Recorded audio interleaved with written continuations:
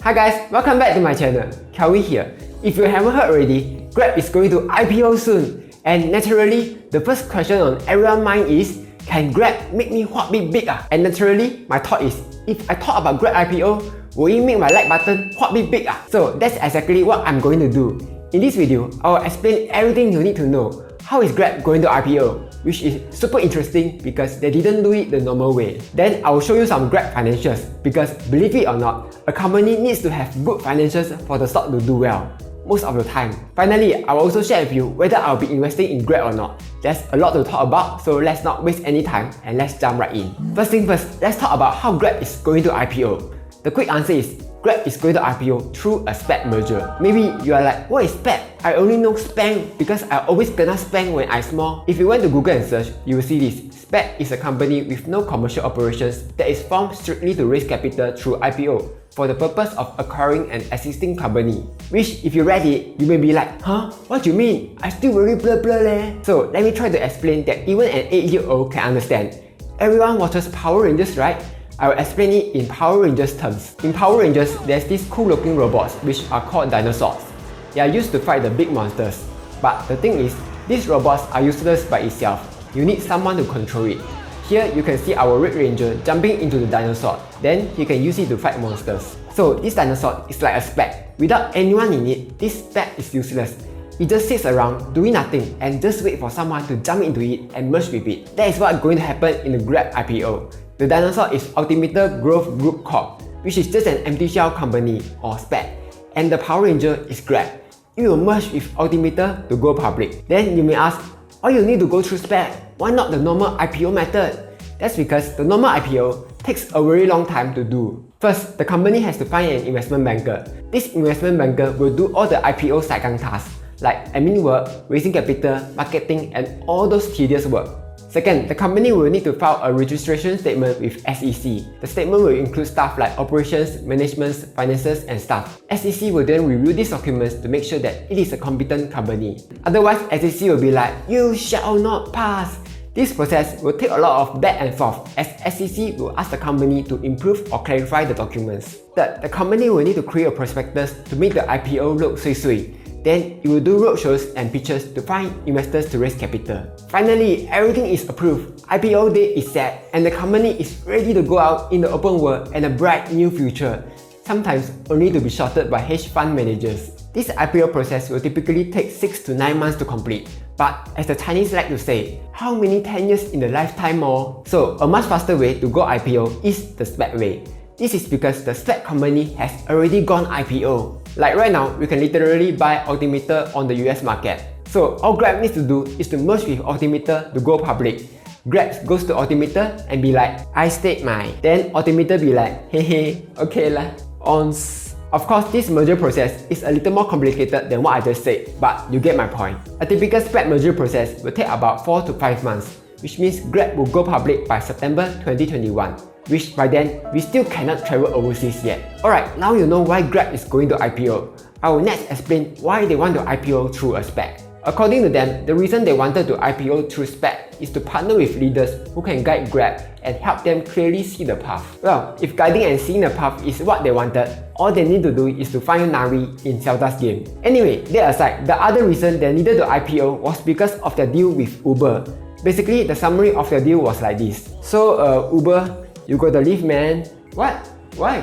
Because I will give you 23% of my shares in 2023. Nah, you say one if you don't go public by then, you need to pay me $2 billion Steady? $2 billion Okay lah. Because of this, some people were speculating that the reason Grab wanted to IPO quickly was because they wanted to avoid paying Uber that $2 billion. I don't know if it's true or not. The more important thing here is we will finally have the chance to invest in Grab. So let's look at Grab's investor presentation to decide if Grab is a good company to invest in or not. And yes, of course you need to study any company before you invest and not do the Wall Street bets investing style and be like apes together strong. Here, Grab tells us that their market is in Southeast Asian countries like Thailand, Myanmar, Vietnam, Cambodia, Malaysia, Singapore, Philippines, Indonesia. I will start with the good point first. There's no single country contributing more than 35% of revenue, which is really important so that they don't good game if their operations in any one country does badly.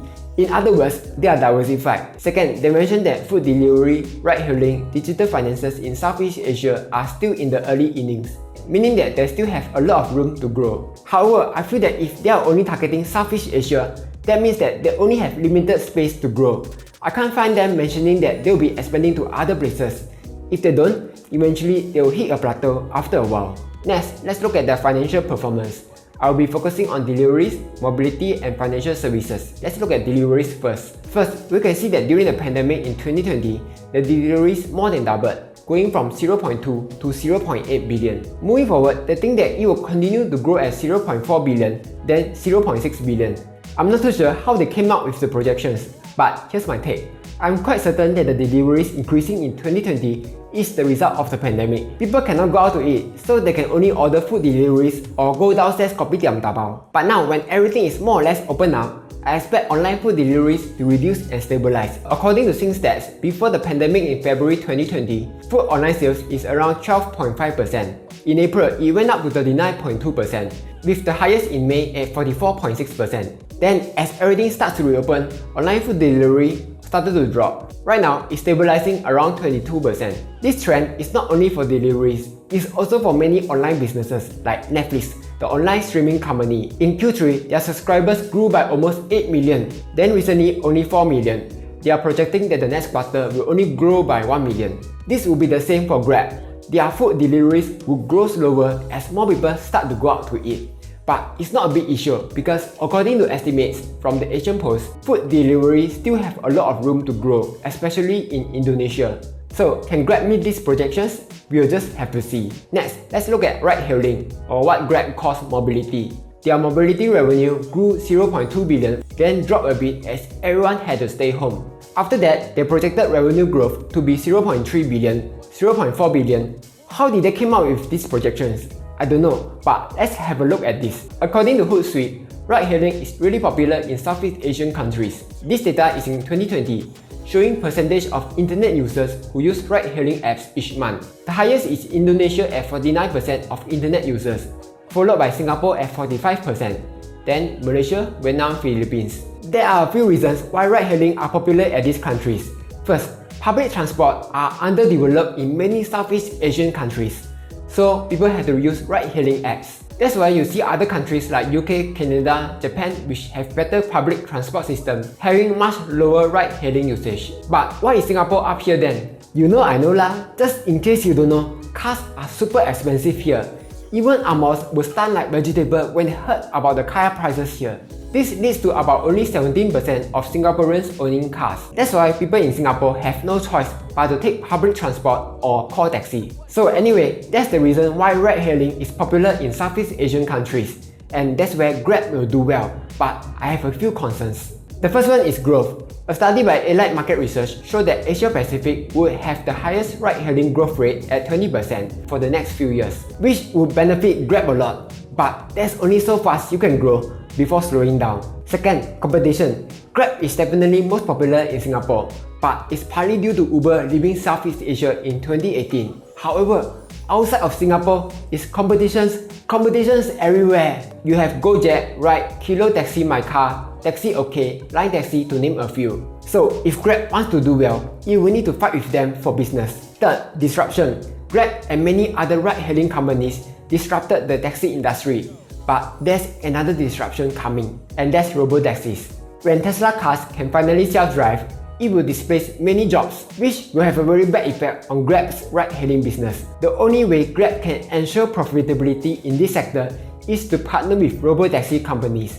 Otherwise, Grab will be liao. Alright, let's move on to financial services next. Did you know that Grab actually has a ton of finance services like payments, loans, insurance, investments? In case you do not know, now you know. Currently, their financial services only contribute a little compared to deliveries and mobility. Going forward, Grab estimates that revenue from financial services to grow by 0.1 billion. Part of it will come from their digital bank business, where Grab partnered with Singtel to create a digital bank. There's a huge potential in the financial services, which Grab should take advantage of.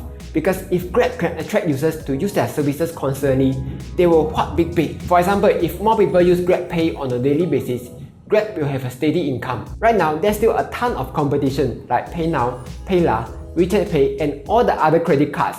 And to be frank, the GrabPay card reward pales in comparison when compared to popular credit cards like UOB One, which gives 3.33% cashback. Let's quickly take a look at their net income after deducting operation costs. As we can see, up till now, they are still losing money. They have projected that they will only be profitable in 2023, which is just 2 years' time. Personally, I don't think that this is a big issue, especially if they are able to raise a ton of money after going IPO. I think the reason they were losing money these past few years because they are heavily reinvesting in themselves, like hiring programmers to build all the features for their super app and acquiring new customers so that they can generate huge profits in the future. This strategy is very similar to many successful companies like Amazon, who would consistently lose money for a few years. That's because it was reinvesting in itself, building services and acquiring new customers. Eventually, Amazon's strategy paid off bigly.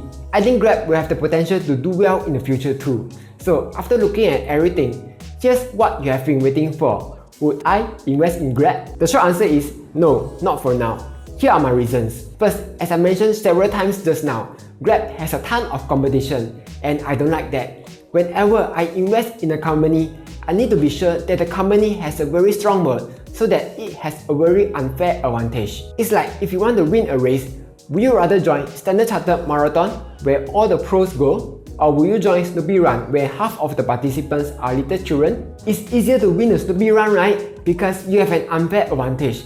Sure, there's no glory in winning little kids, but if you want to win, that's what you gotta do. So that was the first reason I won't invest in Grab. Grab has a lot of competition and without a strong moat, I don't see Grab having an unfair advantage as of now. Second reason I won't invest in Grab. I feel that Grab has a limited growth. With their market being only in Southeast Asia, there's only so much Grab can do before its growth slows down. I'm looking for investments that can 2x, 3x or even 10x my money over the long term. And that's why I want to see continuous growth for a very long time. If Grab continue to stay in Southeast Asia, I'm worried that Grab will have a limited growth. Third reason, this is not so much about Grab, but SPAC in general. If you are thinking of buying Grab during IPO, just be careful. It was found that from 2015 till July 2020, these 89 SPACs delivered an average loss of 18.8%. Investing during IPO is really a hit or miss thing because no one can predict how IPOs will perform. So if you buy Grab during IPO, just go in with the expectation that you will have a high chance of losing money in the short term. And that's all for today. Hopefully this video was able to help you understand a little more about Grab's IPO. Will you be investing in Grab? Do you agree or disagree with my views? Let me know down in the comments below. Like, share and subscribe as I'll be posting new videos every Monday and sometimes Friday.